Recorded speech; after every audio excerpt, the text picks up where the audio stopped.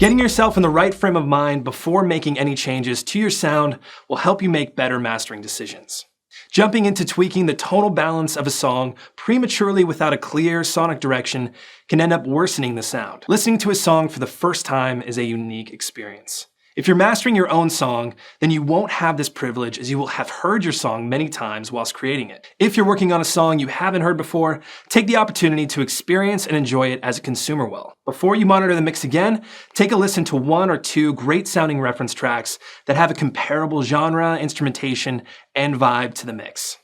The reference tracks should be a good representation of your sonic goal for this final master. Listening to these references at this stage will give you a good frame of reference for what a great master should sound like before you start making changes to your master processing. Be sure to match the perceived loudness of the reference tracks to the loudness of the mix to make sure the comparison is fair. For the second listen, take a more analytical approach and make a note of the aspects of the track that you feel need to change to get the mix sounding more like your reference tracks. Get a feel for how the low end sits in the context of the overall mix and how the balance compares to the reference track. Do the same with the mid and high frequencies. By identifying the main changes you feel are needed, you've created a sonic vision and a clear target to shoot for. This will keep your mastering decisions focused and efficient. Using reference tracks. One of the most effective and reliable ways to elevate the sound of your music is to compare it to reference tracks that you love the sound of. When you A/B between your mix and the reference track, you can identify any differences and make adjustments so your master sounds comparable. Whether you have high-end studio monitors with acoustic treatment or just a pair of headphones, if your master sounds comparable to the reference track, it should sound good wherever it's heard. It can be frustrating not knowing exactly how to get your music comparable to your favorite mixes. So, Mastering the Mix created Reference to help you compare the original production you're working on in your DAW to your chosen reference tracks. If your mixes don't sound as professional as commercially successful songs, Reference will give you the tools and guidance to resolve this. Load Reference as the final plugin on your master channel. You can drag and drop your favorite songs into the UI, then jump back and forth between your original and your reference. We recommend that you loop the chorus as a starting point. Before making any mix decisions when using reference tracks, it's crucial that you match the perceived loudness of your reference track to your mix. Your mix will be much quieter than the mastered reference tracks. The way we humans perceive sound gives us the illusion that louder music sounds richer in the low end with more clarity in the high end. This makes it virtually impossible to fairly compare the tonal balance of 2 songs at different volumes. Skipping this step can lead to disastrous EQ curves that butcher the sound of the music. Mastering the Mix's reference automatically matches the perceived loudness of your production to your reference track in real time, allowing you to make informed decisions when comparing the sound. When choosing a reference track, try to choose a track in the same genre that you're working in. Also, try to find a track with similar instrumentation and sounds to your production. There will be differences, of course, but choosing a reference track that is a great representation of your sonic goal will help you make the best decisions for your track. Once you've selected a great reference track, you can use the Trinity display in Reference to show you how your tonal balance, stereo spread, and punch compares to your reference track. How to EQ your master to sound like your reference track. When adjusting the EQ of your production, loop the section of the song that covers the widest range of frequencies, often the drop or chorus. If you work on the verse, where the drums might be quieter or the bass might not be present, you might overcompensate and boost the low end too much. Keep referring back to your reference tracks when adjusting the EQ to help you set the perfect tonal balance.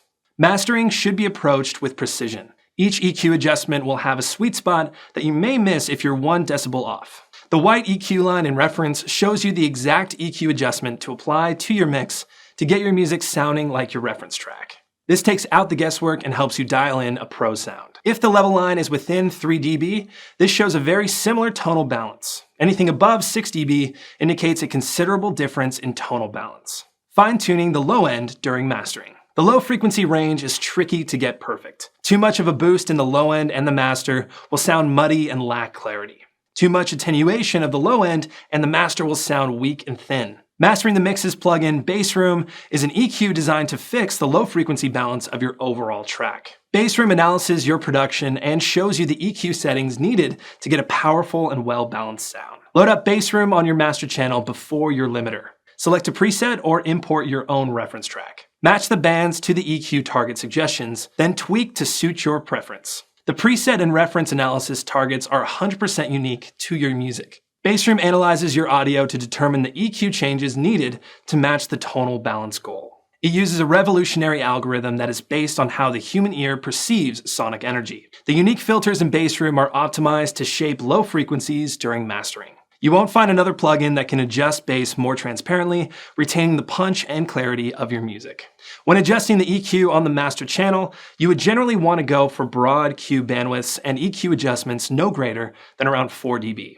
If the adjustments are greater than this, then you may get more transparent results by going back to fix things in the original mix before mastering.